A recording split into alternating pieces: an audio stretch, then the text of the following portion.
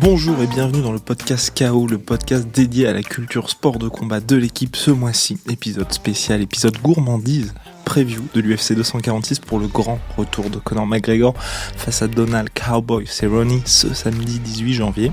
Et pour cet épisode de prestige, un invité non moins prestigieux, la Bible du MMA, commentateur officiel de l'UFC en France et auteur du livre MMA Les plus grandes légendes, Monsieur Antoine Simon. Bonjour Antoine. Salut Guillaume, bonjour à tous. Et comme toujours, nous sommes accompagnés par un duo de rêve. On va commencer par la masterclass personnifiée, Monsieur Jérôme Guéas. Bonjour Jérôme. Bonjour à tous, très bonne année 2020 à tous nos auditeurs. Effectivement, très important de le préciser, meilleurs vœux. Et Alessandro Pistus, toujours aussi précis dans ses analyses. Bonjour à tous. Et je suis Guillaume Dussault, ravi d'animer ce podcast KO épisode 8. C'est parti.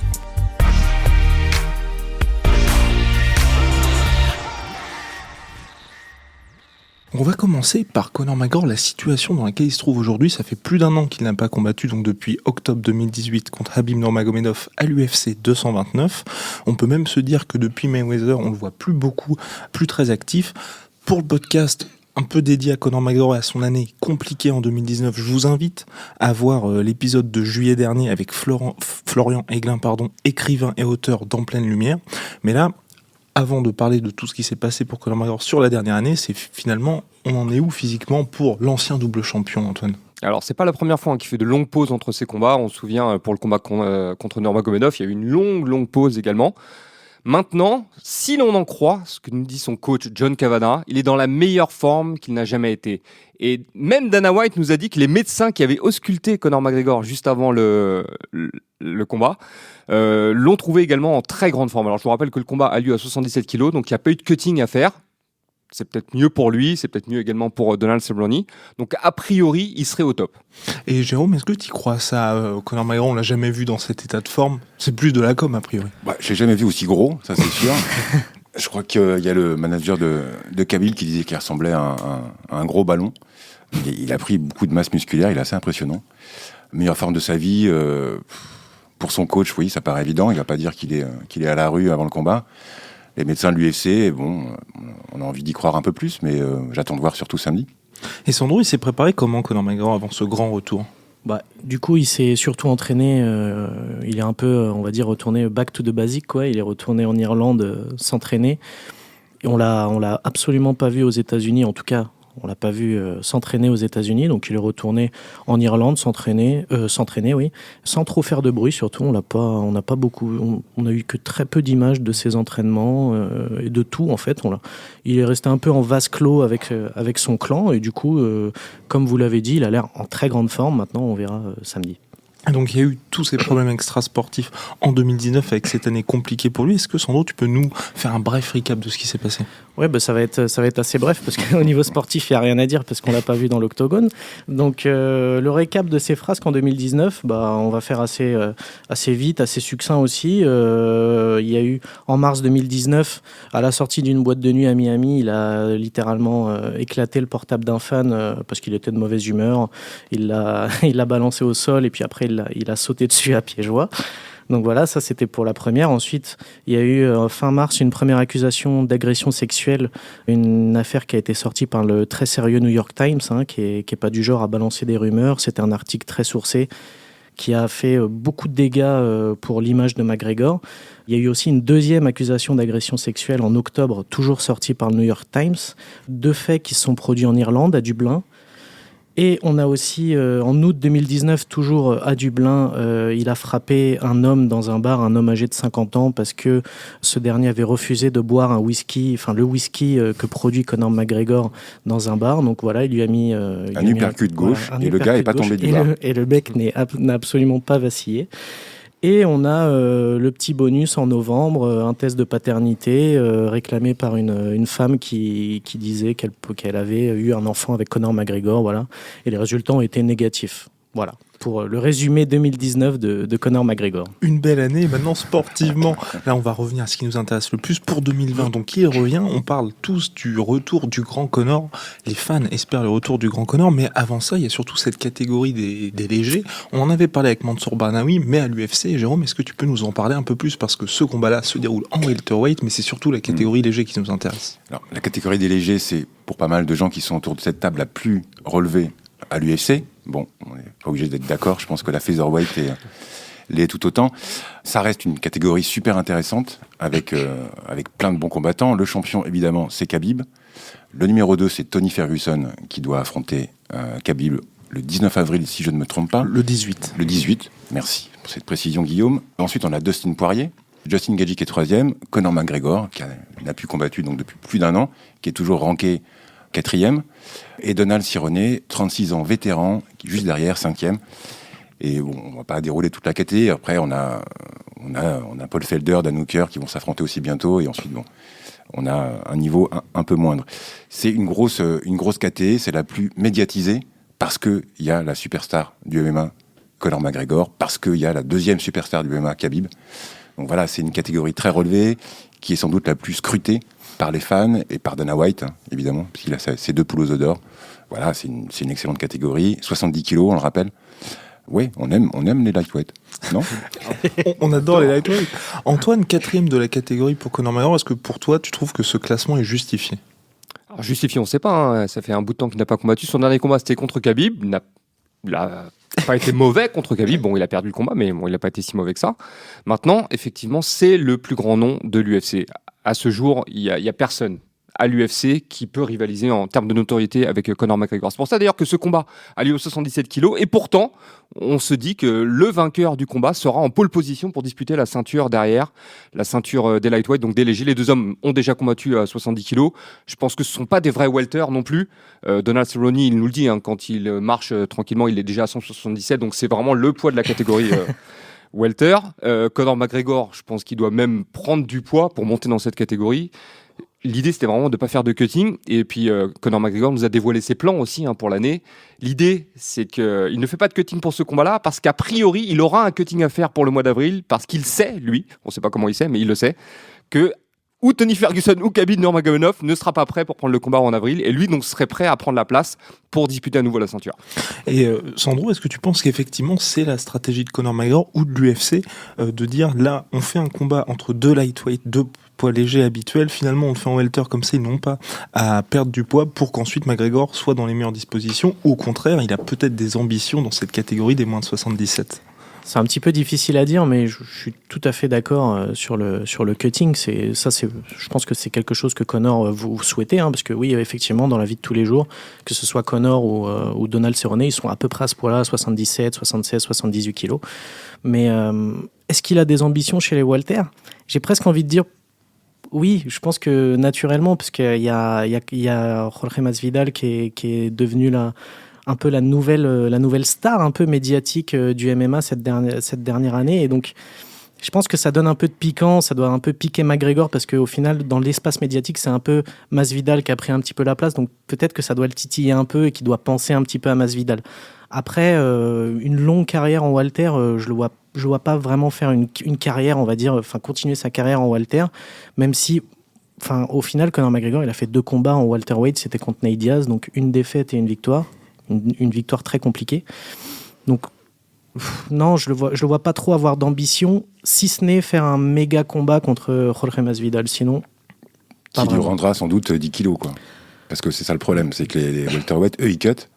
Oui. McGregor, lui, il n'aura pas besoin de cutter, mais du coup, le jour du combat, il aura 5, 6, 7, 8 kilos, 10 kilos de moins que son adversaire. D'ailleurs, c'est Donald Cerrone s'en plaignait récemment. Il disait que quand il combattait en welter, il y avait des mecs qui étaient vraiment énormes face à lui. Et alors que lui est déjà grand, c'est ça qui est incroyable. Il fait 1m85, je crois, il aura 10 cm de plus que Conor. Oui, mais les Kamaru Usman, les Darren Till, c'était vraiment incroyable. Des phénomènes physiques. Et avant de revenir à la suite finalement potentielle pour Conor McGregor, on va avoir droit à la première masterclass de l'année. Voilà, c'est un petit peu notre cadeau à tous nos auditeurs. Jérôme, c'est parti finalement. Est-ce que tu peux nous présenter le style de Conor McGregor? Pourquoi il fascine autant? Je peux le faire. En tout cas, je vais essayer. Je te promets pas la masterclass, mais on va discuter un peu du style de Conor, enfin tous les 3, tous les 4 même. C'est déjà, avant de poser son style, c'est la méga star du MMA, de l'UFC, dans la cage, parce qu'il a prouvé, en dehors de la cage, parce qu'il est plus grand que son sport aujourd'hui. Il défraie les chroniques, alors pas dans le bon sens, mais en tout cas ça joue aussi, ça participe au fait qu'il soit plus grand que son sport. C'est un striker incroyable, un gros puncher gaucher. Il est très félin dans son attitude, dans l'octogone. Il a un relâchement des bras, des jambes, du corps, une garde ou très basse ou très haute, selon, pour bien garder la distance avec son adversaire. Il a un timing exceptionnel. Je crois que c'est vraiment ça qui fait sa grande force. Une gestion de la distance excellente et il arrive à trouver des angles. Il a un déplacement très rapide et très précis. Et c'est souvent comme ça qui fait la différence. Une autre de ses forces et qui, pour moi, fait partie intégrante de son style, c'est la force de son trash talking. Il ne l'a pas fait là, sur ce combat, mais il a gagné des combats juste en parlant. C'était le cas face à José Aldo. Ouais. Face à José Aldo, très clairement. Il est rentré dans sa tête et il l'a battu avant le combat. Voilà, c'est un style unique, inimitable. Il s'est cassé les dents sur Khabib. Bon, il était peut-être pas tout à fait prêt. Il aurait peut-être pu faire mieux. Voilà, c'est un style... c'est un combattant complet et à la fois, le mot que je garderais, c'est voilà, très félin, très habile dans la gestion de la distance et dans le timing. Donc maintenant que nous connaissons parfaitement Conor McGregor et que 2020 doit être l'année de son retour, Antoine, toi qui as assisté, qui a été aux premières horloges pour voir finalement toute cette montée en puissance et ce run complètement fou, est-ce que, connaissant son style, est-ce qu'il peut redevenir le même, celui de 2015-2016 où il semblait véritablement inarrêtable? Parce qu'on est d'accord, hein, on veut tous revoir le Conor McGregor qui va affronter Eddie Alvarez. Absolument. Je pense que c'était le meilleur Conor McGregor qu'on ait vu dans l'octogone. Maintenant, il y a eu ces longues absences, il y a eu ces combats un peu en demi-teinte. Je pense notamment au combat contre Khabib, où on attendait beaucoup de lui et finalement, là, il nous a un peu déçus. Soi-disant, il s'est préparé comme jamais. Il a retrouvé effectivement sa vista. Il est toujours aussi rapide. A priori, même s'il combattra 77 kilos, on l'a vu, tu l'as souligné tout à l'heure, Jérôme, il est un peu plus épais qu'à l'accoutumée. Alors, la question qu'on peut se poser également, c'est au niveau du cardio. D'après son coach, il peut tenir jusqu'au 4e, 5e round. Pourtant, dans sa carrière, il ne s'est jamais imposé avant la limite dans le 4e ou le 5e round. Voilà, c'est toujours très tôt dans le combat, ou alors par décision. On se souvient le deuxième combat contre Ned Diaz, ou le combat contre Max Holloway, il me semble. Ouais, c'était 3 rounds. Ouais, c'était 3 rounds, ouais. Ouais, mais bon, c'est 15 minutes quand même. Complètement. Voilà. Je pense que Conor McGregor, il a beaucoup de choses à mettre en avant. Il a beaucoup de pression également sur les épaules. J'imagine que lui il en joue de ça. Il aime beaucoup avoir la pression. Maintenant, on a souligné tous les points forts du style de Conor McGregor. Il y a aussi quelques points faibles. Et il s'avère que sur ce combat contre Donald Cerrone, les points faibles qu'il a mis en exergue lors de ses combats perdus, notamment, ça ne devrait pas être un danger pour lui dans ce combat contre Donald Cerrone, parce que les adversaires qu'il a affrontés par le passé face auxquels il a perdu avaient des styles complètement différents. Maintenant, Donald Cerrone a un jeu très complet et il pourrait, j'imagine, créer la surprise en changeant de niveau, par exemple, en imposant distance longue avec ses jambes. On sait qu'il a de longues jambes, même si les deux hommes ont quasiment la même allonge. Je crois que même McGregor a un peu plus d'allonge que Donald Cerrone. Tout dépend en fait du McGregor qu'on va retrouver sur ce combat et ça reste une inconnue malgré tout. Donc ce sera à suivre samedi 18 janvier, Las Vegas, Nevada. Antoine y sera, attention. Et McGregor avait dit après sa victoire contre José Aldo, la précision bat la puissance et le timing bat la vitesse. Est-ce que pour toi, Sandro, ça et son style font qu'il a besoin d'être hyper actif, très actif dans la cage pour justement pouvoir dominer ses adversaires et être en compétition avec le plus haut niveau?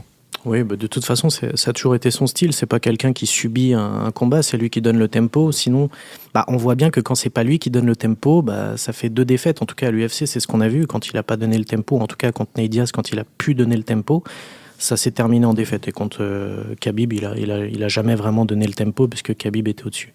Donc oui, effectivement, c'est quelqu'un qui a besoin d'être hyper actif dans la cage. C'est lui qui doit mener la danse, tout simplement. Et je pense que contre Cerrone, il aura de quoi mener la danse, même si ça va être un adversaire assez coriace, pour plein de raisons qu'on va sûrement évoquer un petit peu plus tard. Mais je pense que oui, il va prendre... en tout cas, je l'imagine pas rentrer dans la cage et être statique, ne pas faire grand-chose et pas tenter grand-chose. De toute façon, c'est pas son style. Et on sait que lui, quand il combat, il a besoin d'être un peu... Il a besoin de faire du McGregor, quoi. C'est-à-dire tout de suite, on y va à fond, il va commencer à envoyer des jabs et puis les premiers enchaînements très rapidement.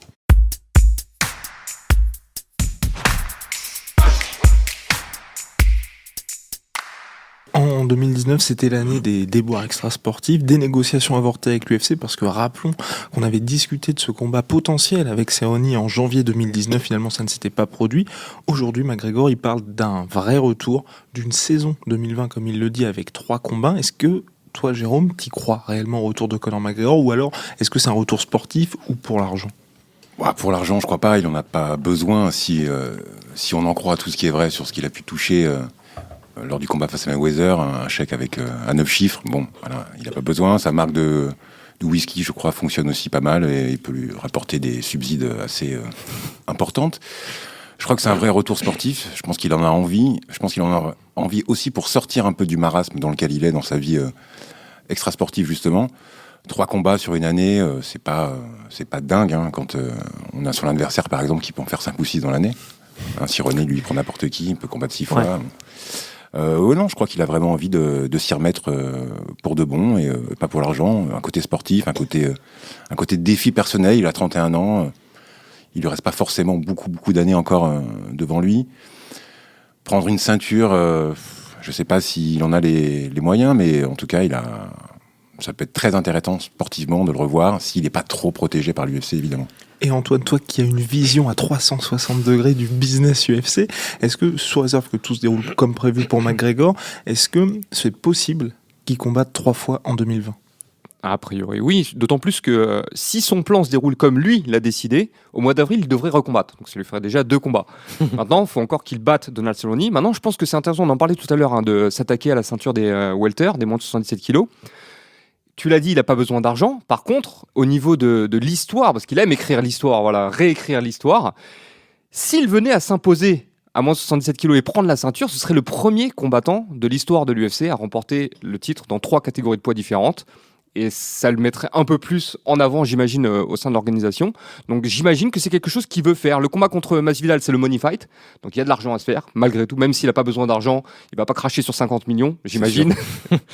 Et derrière, le combat contre Ousmane, si d'aventure Ousmane a encore le titre. Et il faut rappeler juste que McGregor est un des 4 combattants à avoir gagné 3 combats dans 3 catégories différentes. Ils sont pas nombreux à l'UFC.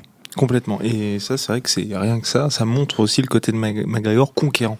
Et donc directement après l'UFC 246, pour Antoine, c'est clair, il y aura une blessure de Khabib ou de Tony Ferguson et McGregor arrivera à se faufiler pour combattre pour le titre. Mais toi, Jérôme, est-ce que tu penses que son prochain combat, quel adversaire potentiel et dans quelle catégorie ? Lightweight, j'aimerais bien. Et puis, je l'avais déjà dit, je crois, autour de cette table, moi, je veux le voir face à Justin Gaethje. Ouais. Évidemment. C'est le combat que j'ai envie de voir pour McGregor. Un vrai combat où il y aura je ne peux pas trop me lancer tout de suite, mais une vraie incertitude. Voilà. En tout cas, moi, je serais moins sûr de l'issue que face à Cerrone, très clairement. J'ai envie de voir Conor face à Gaethje, un type qui envoie des low kicks comme Conor n'en a, je pense, jamais pris. Et qui a un punch aussi puissant que celui de McGregor. Et donc pour Sandro, c'est clair, c'est Jorge Masvidal comme potentiel prochain adversaire. Non, mais c'est vrai que ça donne envie. Après, c'est vrai que on a évoqué tout ça, que les welter, c'est pas toujours facile, notamment avec le cutting et la reprise de poids derrière.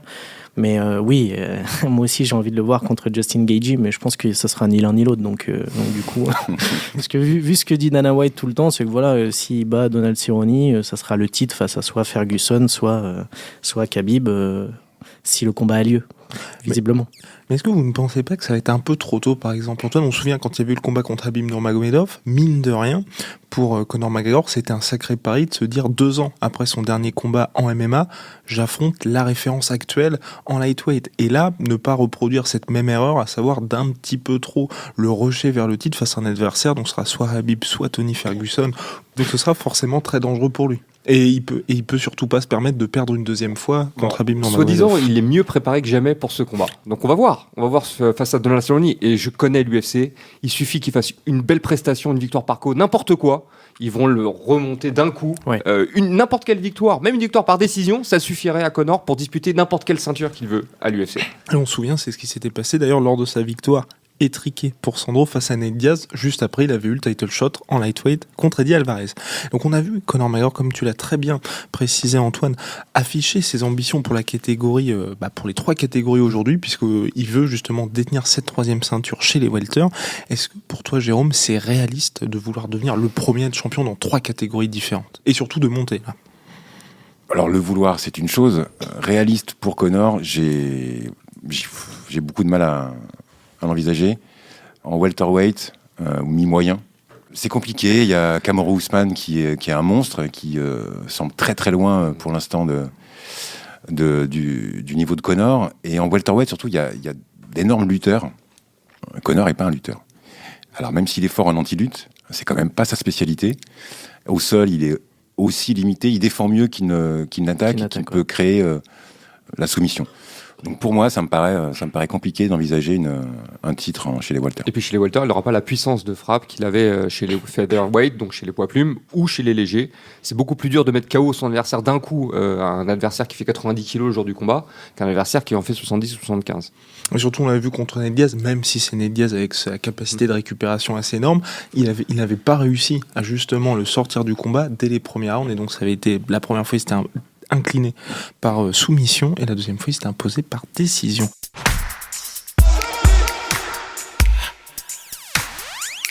Bien maintenant, on va passer à Donald Cowboy Cerrone. Quand même, parlons de l'adversaire de Conor McGregor, qui est une véritable légende de l'UFC, Absolument. mais qui apparaît comme grandissime outsider. Donc, bilan en carrière, 36 victoires, 13 défaites, des records à l'appel, plus grand nombre de victoires à l'UFC, plus grand nombre de finitions à l'UFC, plus grand nombre de bonus à l'UFC, plus grand nombre de knockdowns à l'UFC, et plus grand nombre de combats à l'UFC. À partir de samedi, ouais, il sera le recordman. Il sera le recordman avec 34 combats à l'UFC, devant Jim Miller qui en a 33. Exactement. Donc quand même, c'est un grand monsieur du MMA, Donald Cerrone, mais pourtant, il apparaît aujourd'hui comme un simple faire-valoir de Conor McGregor. Et là, on vous gâte aujourd'hui puisque nous avons droit à la deuxième masterclass de Jérôme qui va nous présenter le style de cowboy.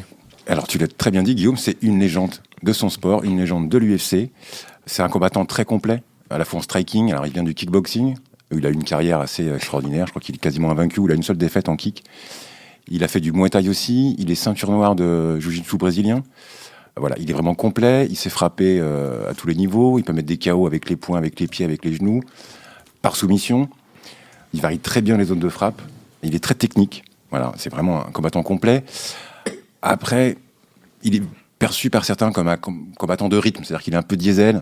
Il a un peu de mal au démarrage. Il aime bien avoir une vitesse de croisière. Il a du mal un peu à changer, à accélérer. Il a un peu de difficulté sous pression. Il défend pas trop bien quand il est agressé.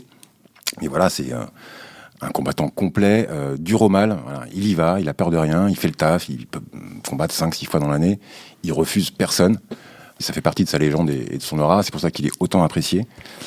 Après, chez les welter, il a une dizaine de combats, mais il a un bilan à peine positif. Je crois que c'est 6-4. Donc, super fort chez les lightweight. Chez les welter, j'ai un peu plus de réserve.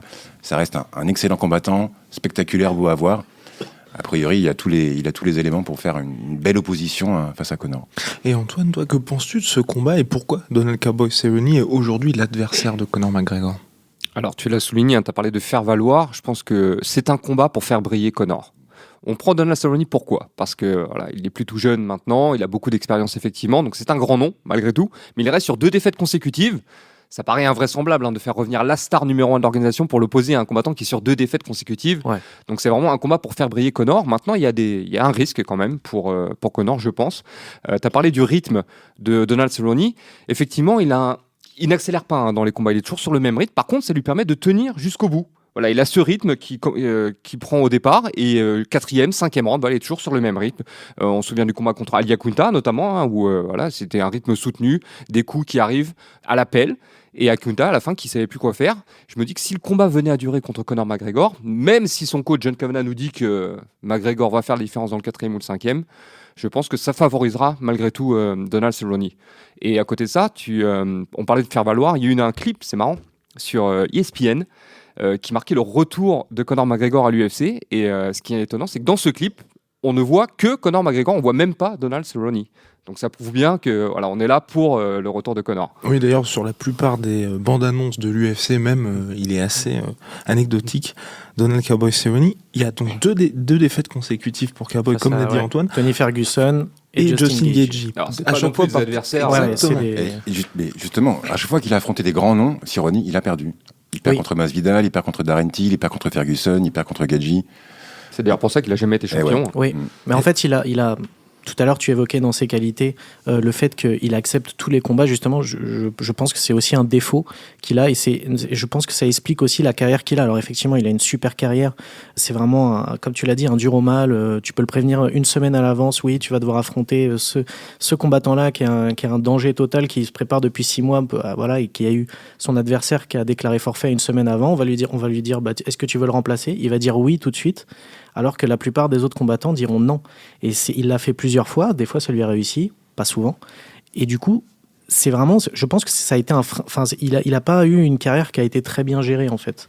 Et donc du coup, c'est pour ça qu'il a effectivement beaucoup de combats. Lui, quand il fait 3 combats dans l'année, c'est limite pas beaucoup quand on connaît Donald Cerrone. Il a déjà fait 6 combats en une année, ce qui est complètement dingue. Par exemple, quand il a perdu contre Tony Ferguson, je vous conseille d'aller voir le combat et de voir la tête qu'il avait à la fin, parce que ça a été un doctor stoppage. Donc c'est le docteur qui s'est mouché, il aurait pas dû. Voilà. Ouais. Le docteur a dit stop, on arrête parce que là il y a trop de dégâts. 2 mois après, il a affronté Justin Gaethje. Alors que n'importe quel autre combattant qui serait sorti avec cette tête-là après un combat aurait eu au moins 3 ou 4 mois pour récupérer facilement. Donc voilà, ça prouve aussi que il est jusqu'au boutiste, quoi. Il va jusqu'au bout, il est prêt à prendre tous les risques aussi pour des raisons financières. Et là, ce combat, c'est aussi la récompense d'une carrière, parce qu'il s'est beaucoup plaint de ne pas avoir gagné beaucoup d'argent il y a encore que 3-4 ans, c'est ce qu'il disait, qu'il ne gagnait pas grand-chose. Et là, aujourd'hui, il va pouvoir ramasser un bon petit pactole. C'est le cadeau du président de l'UFC, Dana White, à Cerrone, qui a quand même souvent sauvé la mise à l'organisation. D'ailleurs, même l'UFC, je rajoute un dernier truc, l'UFC a même dit à un moment, ouais, il va falloir que tu te calmes, arrête de prendre des combats, machin. C'est même eux qui lui ont dit, ok, là, tu vas faire une pause, parce que là, c'est... D'ailleurs, là, il a eu le temps de bien récupérer après Gaethje. Complètement, c'était après sa défaite contre Masvidal, c'est quand on se disait, ça y est, il va peut-être faire un run vers le titre chez les welterweight, mais il avait eu un duel âpre contre Matt Brown en décembre. Ouais. En janvier, il était revenu contre Masvidal, défaite par KO. Jérôme, est-ce que tu penses que Donald Cerrone est en déclin ? Parce que c'est vrai qu'il y a ces 2 défaites par TKO, mais n'oublions pas, ce sont Justin Gaethje et Tony Ferguson. Je pense qu'il est clairement en déclin. Tony Ferguson était largement au-dessus. Gaethje, s'il avait été en forme, peut-être que ça aurait pu être un peu plus équilibré. Sandro l'a très bien expliqué, il est revenu trop vite face à Gaethje. Bon, c'est difficile de le dire après coup, mais ouais, je pense que Cerrone est en déclin. Il ne reste pas beaucoup de combats, il a écrit sa légende. Là, il va rester a priori sur 3 défaites consécutives, donc il devrait sortir de l'UFC.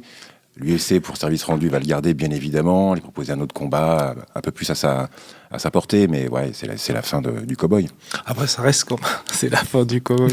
Je le trouve assez dur, parce que ça reste quand même un excellent gatekeeper. On se souvient du combat contre Hernandez, et puis, mine de rien, sa victoire il y a quelques mois contre Iaquinta a montré qu'il était toujours au niveau... Enfin, il a sa place dans le top 10 quand même. Oui, j'ai envie dur. Et selon Dana White, donc le président de l'UFC, je le rappelle, McGregor aura le combat pour le titre en cas de victoire. Antoine, est-ce qu'on peut dire que si Cerrone s'impose, il aura le même traitement de faveur ? Non, bien sûr que non. Évidemment, c'est sûr et certain. Mais par contre, ça va être bien pour sa cote déjà, parce que voir recombattre Cerrone, l'homme qui a battu Conor McGregor, c'est toujours bien. Hein. On se souvient ce qui s'était passé avec Holly Holm. Holly Holm, quand elle avait battu Ronda Rousey, ils ont fait monter Holly Holm à une vitesse phénoménale. Et aujourd'hui, elle est un peu dans la même situation que McGregor d'ailleurs. Il suffit qu'elle gagne une fois et on lui propose un combat pour le titre. Voilà, elle a combattu 4 ou 5 fois pour le titre dans sa carrière à l'UFC. Elle a tout perdu quasiment.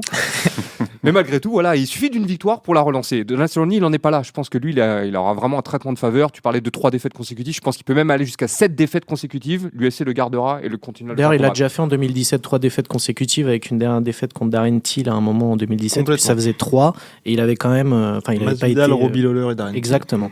Et après, il était toujours dans le roster. Hein. Il avait même combattu très peu de temps après. Donc oui, ça reste un des piliers de l'UFC. Finalement, Sandro, après tout ce qu'on a dit là, est-ce que Donald Cerrone a une chance de s'imposer face à Conor McGregor ? Pardon. Oui.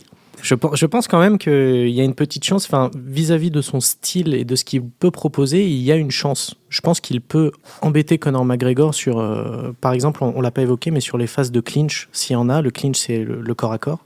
Je pense qu'il peut vraiment embêter Conor McGregor à ce niveau-là. Maintenant, je partage le même avis que mes camarades, c'est-à-dire que je pense que McGregor va s'imposer, mais on ne sait jamais, parce qu'il y a tellement d'inconnus, ce combat est tellement indécis, parce qu'on ne sait pas en fait ce que vaut McGregor après cette longue pause, donc c'est très dur d'émettre un avis. C'est pas comme si McGregor était sur 5 victoires d'affilée ou 3 défaites d'affilée. McGregor, c'est l'inconnu, quoi. Et puis en plus, ce combat va déterminer un peu tout le calendrier de l'UFC en 2019. Donc c'est très très dur de dire autre chose. Mais je pense qu'il a effectivement des armes. Est-ce qu'il a déjà affronté un technicien vraiment aussi fort ? Je dirais peut-être José Aldo, mais comme le combat a duré 13 secondes, c'est quand même compliqué de dire ça. Mais sur le papier, c'était un gros technicien aussi, José Aldo. Et là, Cerrone, c'est quand même un gros morceau aussi. Je pense qu'il ne faut pas trop le sous-estimer non plus. Parce que c'est un combattant qui n'a affronté que les meilleurs au cours de sa carrière. Surtout à l'UFC, il a affronté vraiment que des cadors. Donc, et qui a perdu à chaque fois contre les cadors. C'est vrai, il a souvent perdu contre les gros cadors. Donc, ouais, je pense qu'il a des armes, mais je suis pas sûr que ça soit suffisant. Ce sera un peu compliqué pour Donald Cerrone. Maintenant, on va un petit peu se mouiller, messieurs. On va passer au pronostic pour cette UFC 246 et le main event. Donc on vous donne rendez-vous dimanche 19 janvier sur l'article Équipe pour soit dire vous avez félicitations pour vos pronostics ou alors nous insulter copieusement. Alors, on va commencer par Jérôme. Qui gagne et comment ? Si je pariais à Las Vegas, je mettrais tout ce que j'ai sur Cerrone, bien évidemment. Mais non, je crois que Conor va s'imposer au plus tard au 3e sur KO. Je pense que ça ira pas au clinch parce que McGregor va tout faire pour l'éviter. Ouais. Il va gérer la distance et voilà. Antoine Simon. Alors, je vais reprendre un peu je sais pas si tu te souviens, on s'était croisé à Las Vegas pour le combat de Khabib contre McGregor. Tout le monde était pour McGregor, tout le monde ne voyait que McGregor et moi ça m'énervait. Le fait que tout le monde me dise McGregor. Donc j'avais dit Khabib. Et là, j'ai envie de dire pareil. Donald Cerrone, il a vraiment les armes pour faire la différence, je pense. Alors, la différence avec les précédents adversaires de McGregor, c'est qu'il est plus grand, déjà. Il est beaucoup plus grand. Même s'il a moins d'allongé avec les poings, il a un très bon jeu de jambes. Donc, il peut gêner McGregor, qui a une garde très ouverte. On voit cette pose un peu de karatéka avec les jambes très écartées. Il est sujet au low kick, a priori. Maintenant, il y a l'histoire du rythme. On en parlait tout à l'heure. Le rythme lent de Donald Cerrone. Il faut qu'il arrive à tenir le premier round, les 2 premiers rounds, je pense. Et derrière, il y a effectivement les phases de clinch. Alors, Donald Cerrone, c'est pas un combattant qui va coller ses adversaires et essayer de lutter avec eux. Non. Il est dans la réaction. Il voit une opportunité, hop, il va saisir une jambe, il va attraper derrière l'épaule et il va amener au sol. Il est capable d'amener McGregor au sol. Est-ce qu'il est capable de faire quelque chose derrière au sol ? Je ne sais pas. Si McGregor est fatigué, il a vraiment des chances d'y arriver. Effectivement, si je devais mettre de l'argent sur l'un des deux, je mettrais sur Donald Cerrone parce qu'il y a de l'argent à se faire. Hein.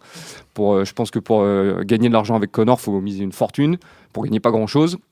Donc je vais dire Donald Cerrone. Je vais même te dire, par soumission dans le 4e round. Monsieur Prandré, j'aurais été d'accord avec toi, mais c'est ce combat, j'en parlais avec Sandro juste avant le début du podcast, avec le dernier combat de Cerrone contre Justin Gaethje, qui moi m'a fait un petit peu changer d'avis, parce que c'est vrai que Justin Gaethje a une approche très McGregoresque, en étant sur le contre, mettant la pression, et justement en ayant seconde au-dessus de l'overhand. Question Guillaume, est-ce que McGregor, tu penses, est au même niveau que Gaethje ? C'est la question, c'est vraiment une réponse qu'on va avoir sur ce combat. Si il est capable de faire ce qu'a fait Gaethje à Donald Cerrone, alors on se dira oui, il peut peut-être rivaliser avec Gaethje. Maintenant, faut-il encore qu'il le fasse ? Et réponse samedi, Sandro. Alors, le pronostic. McGregor par KO au 2e round. Voilà. J'ai une petite question pour vous alors. Et si McGregor ça perd ? Oui. Est-ce que c'est le déclin de McGregor ? Est-ce qu'il va être encore surprotégé par l'UFC ? Est-ce que c'est la fin ? Est-ce qu'il s'en va ? Game over. Je pense pareil, ouais. Je pense qu'il ne pourra pas s'en relever de celle-là. Je pense qu'il pourra s'en relever. Il pourra toujours s'en relever. Je pense qu'on attend un an. Et finalement, l'UFC va être dans le besoin. À un moment, ils ont besoin d'un main event pour un événement. On rappelle McGregor et ça marchera comme les gens auront tout oublié. On ne se souviendra que de McGregor, des grands joueurs. Moi, je pense aussi qu'il pourrait revenir, mais c'est plutôt, on va dire, sur tout ce qui est image. Parce que c'est vrai qu'entre Proper 12, Auguste McGregor, sa marque de vêtements et tous les business qu'il a autour, ça joue énormément là-dessus, sur le côté Conor McGregor, le champ, celui qui est quasiment imbattable. Et donc forcément, s'il perd contre Cowboy Cerrone, les ventes, à mon avis, s'effondreront. Et ok, il reviendra sportivement, il y aura toujours ce gros salaire à la clé, mais c'est vrai que pour le reste, ce sera un peu compliqué pour lui. Je pense que pour sa crédibilité, ce sera vraiment très compliqué. Ça sera dur de le protéger même pour l'UFC dans ces cas-là. Et Jérôme, alors ce sera fini ? Je ne sais pas. Eh bien, je ne sais pas, voilà. Je ne me suis pas mouillé. Et bien sur ces mots, c'est terminé pour ce 8e épisode de KO. Rendez-vous donc samedi pour l'UFC 246 et le retour attendu de Conor McGregor. L'épisode est disponible sur toutes les plateformes de podcast habituelles, Google Podcast, Apple Podcast et le site L'Équipe, évidemment. À la prochaine.